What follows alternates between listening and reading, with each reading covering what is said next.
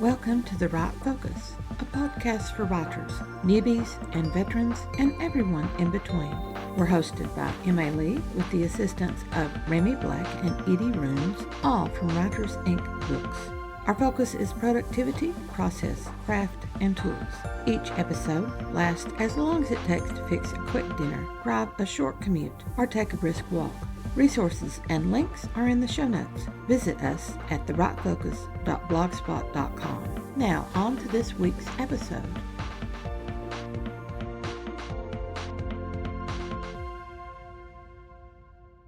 Hello. Hey, how are you? I'm good. How are you doing? I'm good, thank you. Okay. I noticed that your writing name is D.M. Barr, but Yeah. you are Dawn Barclay, so I'll probably wind up calling you Dawn throughout the interview. That's fine because I'm writing fiction as DM Barr and nonfiction as Dawn Barclay. Oh, that works. That works. I'll Okay, answer to anything. Why don't we start by you introducing yourself and tell us what you do? Okay. My name is Dawn Barclay. I write fiction as DM Barr, and I write nonfiction under my own name. My work is primarily domestic suspense, psychological suspense. A RomCom sneaked its way in there. I've also written nonfiction about traveling with children with autism, and I am currently going to be releasing a multi-volume series on true crime travel. Oh, great. Yeah, that's a guidebook series. Like you go, there's a murder in New Orleans, and you go to New Orleans and visit all the places where that murder took place. Not only that, but I'll also tell you any of the crime museums, the haunted restaurants and hotels, any jails or restaurants that, or hotel, any hotels that used to be jails or courthouses or anything related to crime and punishment. I'll tell you where everyone is buried. I will create itineraries for you that cover everything in a way that you won't backtrack. And then I give you victim resources as well. That sounds fascinating. When does that series come out? The first one's coming out in February. It'll be New England. I will probably be releasing something that includes New Orleans in early 2026. Okay, great. That'll be great. So the purpose of this, when I originally contacted, I was asking for technology and the technology that you use in your writing. So why don't you talk to us about that?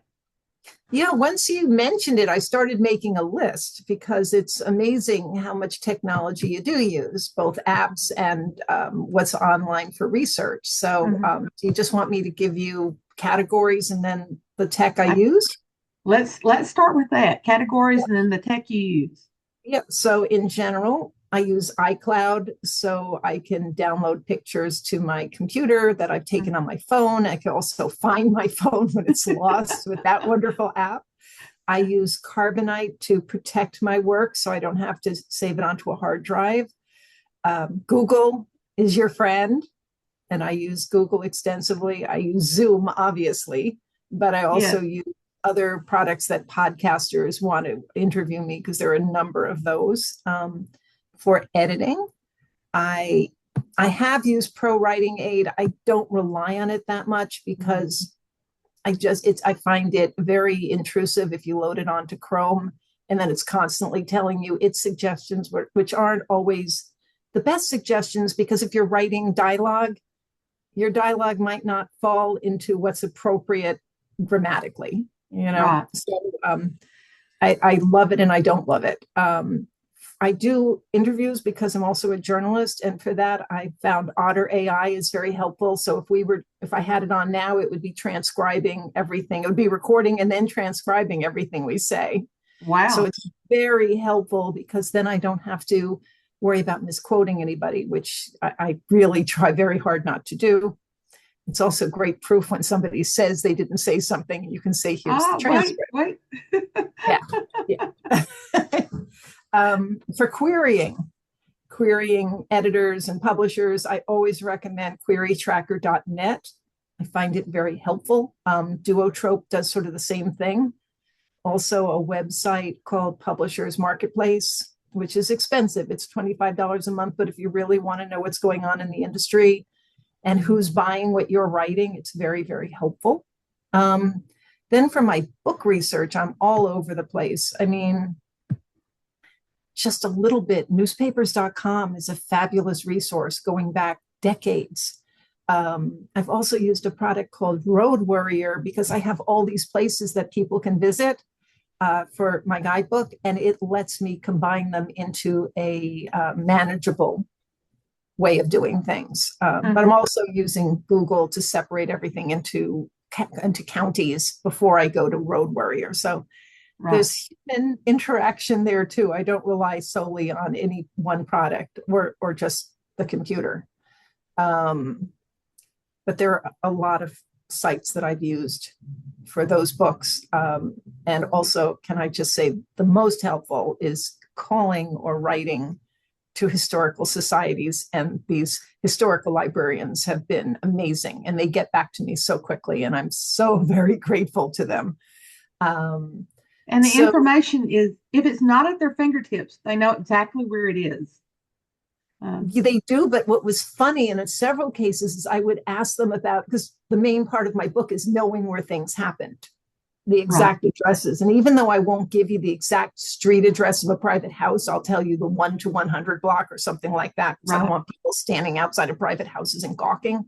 I need those addresses, so I have them. And when I've gone to, and some of these are dating a century back or more, and I go to the librarian and I ask them, they come back to me and they say, you know, we really didn't even know about this case. It sounds so interesting. So I brought cases to their attention, because not everything I cover it's not all Lizzie Borden.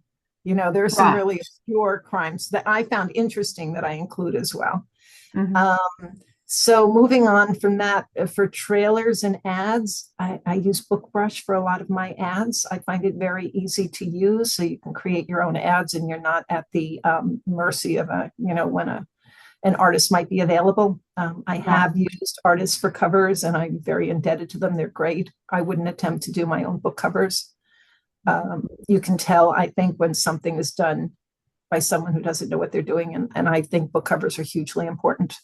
I use Movavi for creating videos, my book trailers.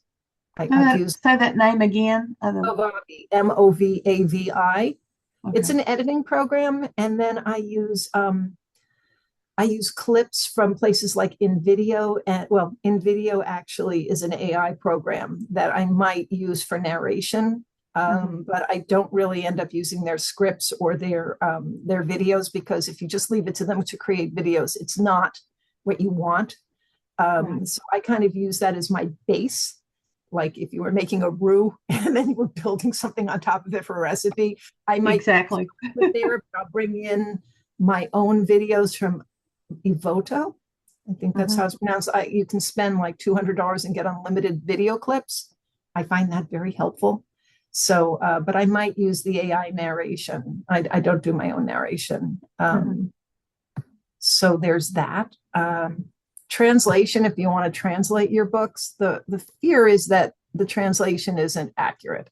Right. So I translated a couple of books using DeepL, DEEPL. I'm waiting for any reviews that come in and say it's wrong, because if it's wrong, I'm just going to take those books down. But if people say they're accurate, because I read a lot of reviews that said they're pretty good, then I'm going to go with it. I wasn't going to do that at all, but a friend of mine publishes with a small publisher, and they started putting all his books out in foreign languages. And then he said to me, but they say the program doesn't do a good job on German. And I said, the program? They're using a program? So then I thought, well, if they're not even hiring private translators, then maybe none of these publishers are. I mean, I can't speak for every publisher, but it just seemed like if they were doing it, I might take a chance on it too. Right. So, so I've tried that. I've got one of my books out in in French and Spanish, and I'm just waiting to see what happens. It might be more. And you know what? I am of two minds when it comes to AI. I am violently and vehemently against people using AI to write things. Right. But I have found it a really good partner for when I have grammatical questions, or I wrote a song parody and I put it in and I said, can you have this scan correctly? I have a friend who uses it to put in her book, and then it tells her what she could be doing differently. Like, Right. if you have a story and you want a plot twist, you can put in the idea and it'll give you a plot twist. You don't have to use that. I would never take what they write verbatim or copy Right. their prose. But you know what? Mhm. I'm not against it giving me ideas. So For generating ideas, I think it yep. probably is a good resource, especially if the ideas that they give you springboard you to an idea you would not have thought of to Right. start And with. even the ideas, I'll go and say, well, can you give me a different idea? Can you give me a different idea? And then I've gone and tweaked that. Right. What I found with the research with other programs is that I'll ask a question, like if I can't find an address or something, I'll ask it. And then I'll go back and say, are you sure? And they'll say, oh, no, I made a mistake. And then I'll say, are you sure of this? And it's like, oh, I made a mistake. So you can't count on this yet. Yeah. But I found that perplexity when I put myself in there and my author name and asked, it knew a lot and it was pretty accurate. Mm-hmm. So then I had other friends do the same thing and they said it was pretty accurate too. Not 100%, but it's a better program than I found with like ChatGPT, which I don't care for. Right. I recently received some information about an AI research aid that will bring in the citations so that you can confirm that this is an actual citation, actually was published. I wish I could remember the name of it, but I thought if you're a scholar, this will be helpful because you have the citations right there. You can double check them and you don't have to depend on AI, which will perhaps lie to you.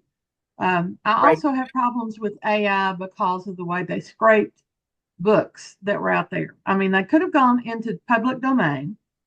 And I know the writing style has changed from the early 1900s and the 1800s to what we do now and what we like to read now. But they could have trained it on that instead of using books that were under copyright. And I think that was wrong. So in that respect, I have a lot of trouble with AI. But as I don't want it writing. Helpful, yeah, I don't. But I think as a partner to find things you might not have thought of, it's very helpful for me. I'm like editing anthologies now, and occasionally I'll find something where I'm not sure if a comma should go in, and I'll create I won't enter the author's sentence into it. I will create a sentence that is different, but has the same issue. Right. Because I don't want it learning off of any of my author's work. And I'll say, should a comma be in here? And it'll tell me yes or no, because sometimes I'm not 100%. Well, English grammar is like 5 different languages combined into one. We do some things based on the way they are in Latin and some things based on the way they are in German, and it makes it very, very difficult. So in that respect, I think grammar checking programs are good, but they're never perfect. And I still cringe when I read a book and that it's like vile, and they're talking about someone being evil, VILE, and in the book it's vile, VIAL, which is those little glass cubes, and I'm going like, no. and so I really, once I run across that, if I have anything else after that, I start doubting my author, and I have a lot of trouble with that, and then buying the next book by that author because I'm thinking that they just didn't care enough to edit that closely, and because that's an obvious problem. I'm intruding on your talk. What else? What were you going to say? That's an editor. That's a problem with the editing of the publisher too. The publisher should be. I just wrote a blog entry. I do blogging for a group called Misdemeanors, and I just I blogged on that particular issue. Like, how do you pick a publisher? And really, the story of the blog is about don't rush to sign a contract. Here's how you should vet a publisher and a contract. It's going to appear, I guess, this month, at the end of the month. And yeah, I talk about exactly that. If you see a lot of problems, and how to discover if the publisher is actually doing a good job of editing, because I've turned down contracts based on reading snippets from various books from a publisher. And if they're written with grammatical errors or typos, I'm not signing with you, because what are the chances that that's not going to happen to me? Exactly, exactly. They used to have copy readers or whatever they called them. And I think that was one of the first jobs they got rid of when they started downsizing in the 1990s. And they started depending on something else. And those old ladies who were grammarians, who were working for them as their proofreaders or copywriters, they knew their stuff. And it hurts me. And then it hurts me again because I'm indie published. So I am very upset when someone starts dissing the indie movement, because I am a grammarian. I taught diagramming sentences. I taught punctuation and all sorts of things. So I know how to do that. And it hurts me when people diss indie publishing for being full of grammatical mistakes. And then I will point out, if I'm in an argument with somebody, I will point out a book that I just recently read that's traditionally published. And there was a major grammatical error before page 20, and there was another major grammatical error. I'm talking about subject verb in the description aspect, or I'm talking about pronoun antecedent, or I'm talking about some other thing, continuity problem or something of that sort. And the book was laden. I stopped counting after page 50 because there were just so many errors. But I kept reading because that was a really good author. So, well, in that respect, they overcame my problem with them. Yes.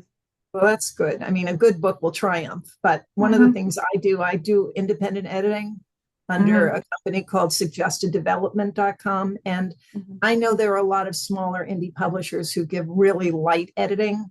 And a lot of authors come to me and they say, can you actually do the editing? Because I don't trust this publisher. And so I do that, as well as work with indie. And the thing I won't do, usually it's not true if they already have a publisher, but if somebody's self-published and I edit their first 1,000 words for free, because I want them to know how I edit, but I also want to know if I can help them. Because if I don't feel that I can help them, either the work is so good they don't need me, or the work is just not going to be something I can help without rewriting the whole thing, then I'm not taking the assignment. And I think that's only fair. I do too. Now, I want to go back to something that you said earlier about finding sites for true crime. How do you find them, especially when they're over a century old? How do you find about the case and then locate all things that are related to it? Again, Google's your friend. There is a site called Murderpedia that will list major murderers in a state by female and male. And there's also Google when you start asking for the most heinous crimes that happen. But then you read a lot of newspaper articles, because you may have to go through 10 articles to find the address you're looking for.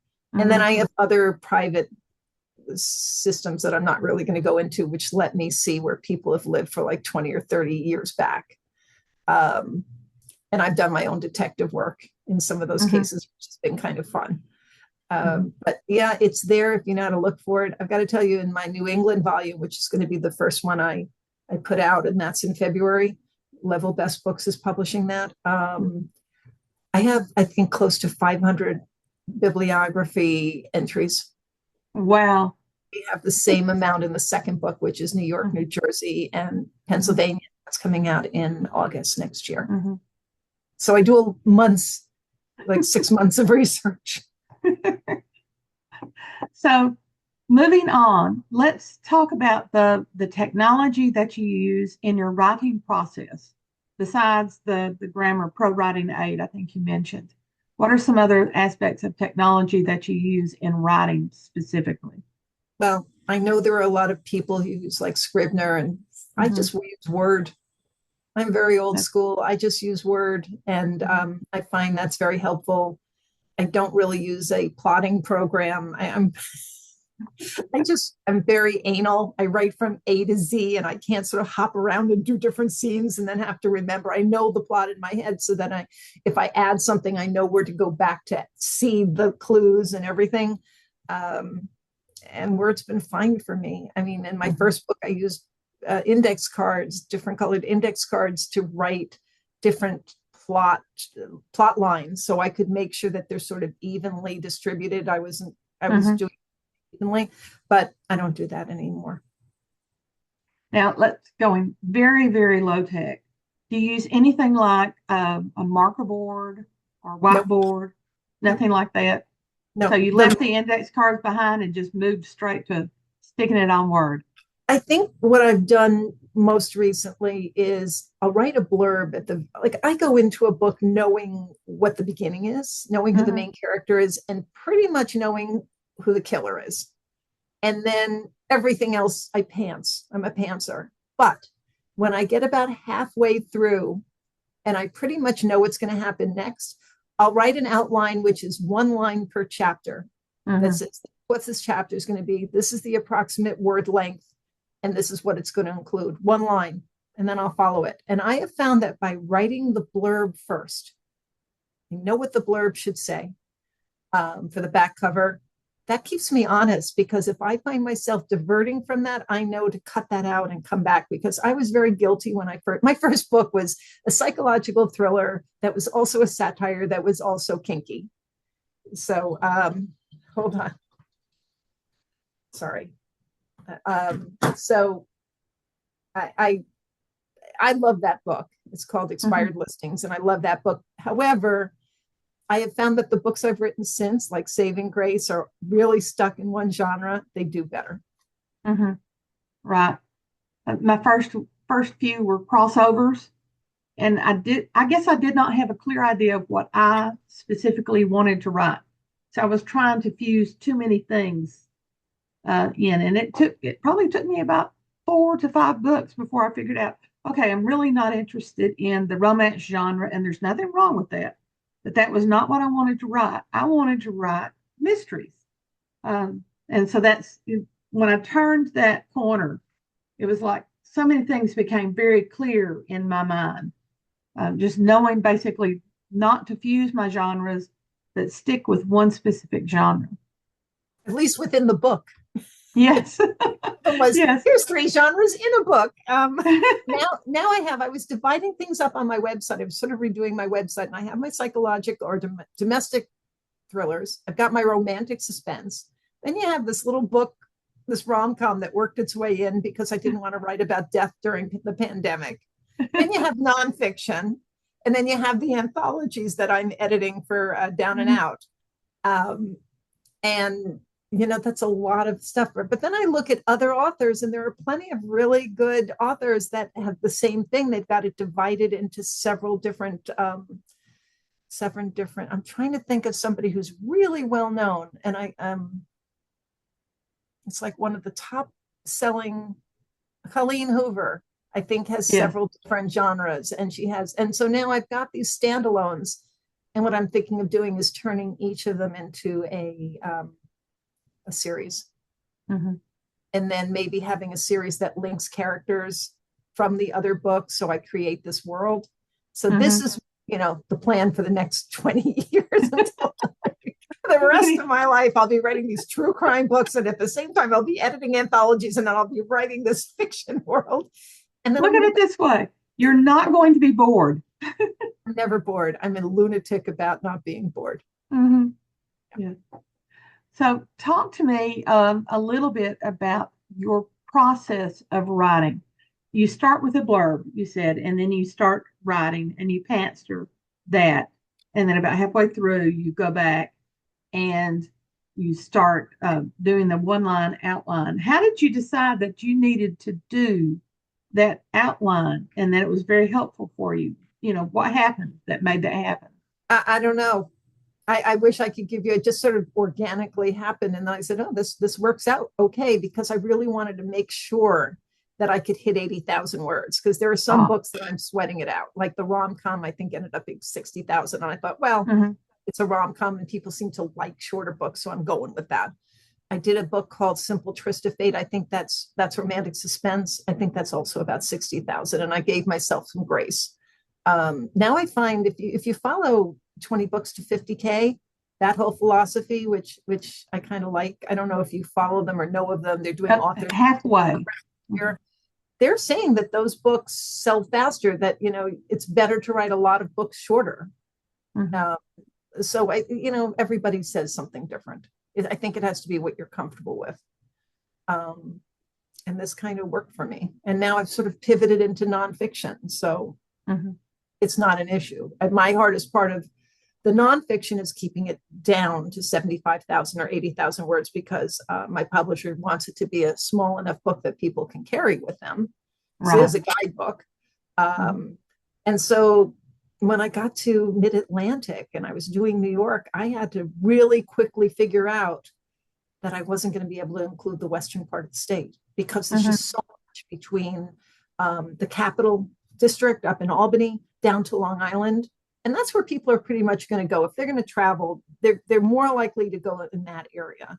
It was so much, I think I'm close to 30,000 words just in New York. So then I have to really cut things. So, I mean, if you didn't kill 6 people, you're probably not getting in the book. I had to make some hard choices. I'm sorry, you only had 5, Dad. You're out. You go out. You had to have some unique story. Otherwise, you had to be a cannibal, or, there's some horrible stories in there. But some stories. So, yeah, it's been interesting. I can see why the rom-com came out during the COVID year. Yeah, I really enjoy. I'm getting a lot of acclaim for that book now, and I'm thinking maybe I should go back and add to that. I do sort of try to incorporate humor into all of my books, even if it's like, I mean, my new book coming out in January is called Deadly When Disturbed, and it's sort of like Single White Female. People have compared it to that, All About Eve. It's about somebody trying to overtake somebody else's life, and then they realize too late they picked the wrong person to do that to. Even there, it's my darkest book. I still have a couple of characters that are kind of funny. They're small peripheral characters that come in, but they're like my favorite because they make me laugh. Well, I find that very helpful when you have a character who brings, it's like they bring light into the story.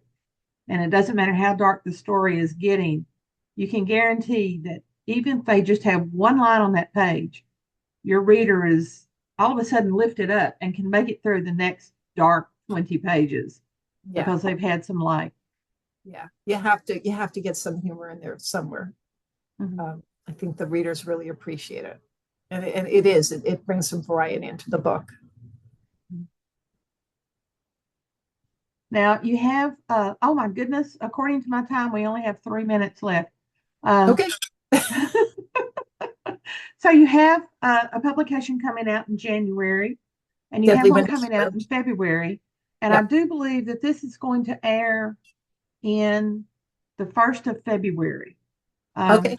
So what do you want to promote right there? Murder Worth the Wait. I'm not sorry. That's old.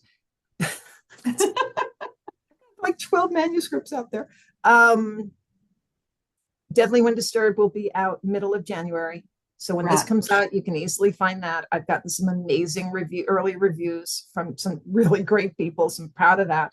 And that's a psychological thriller. It's a domestic suspense, psychological thriller. Domestic suspense. Okay. Yeah. And that's by Barr. And then in February, early February, the book is called Vacations Can Be Murder, a true crime lover's travel guide to New England. And that should be out February 4th. You think that's funny? I'm sorry. Just that's the Valentine month. You're talking about love and death. Yeah. Well, it's funny. I'm going to be exhibiting in a couple of weeks at a Unitarian Universalist church for just a book fair they're doing. And I'm going to be sitting next to a friend of mine who writes small town romance. And I said, okay, this is the love them then kill them table. Yours about falling in love and mine about getting rid of them.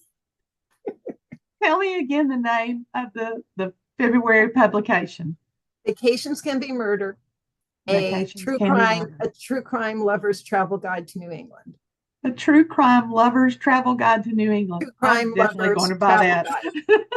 True Crime Lovers Travel Guide to New England. The next one will be Mid-Atlantic. After that, I'll be the Southeast. Mm-hmm.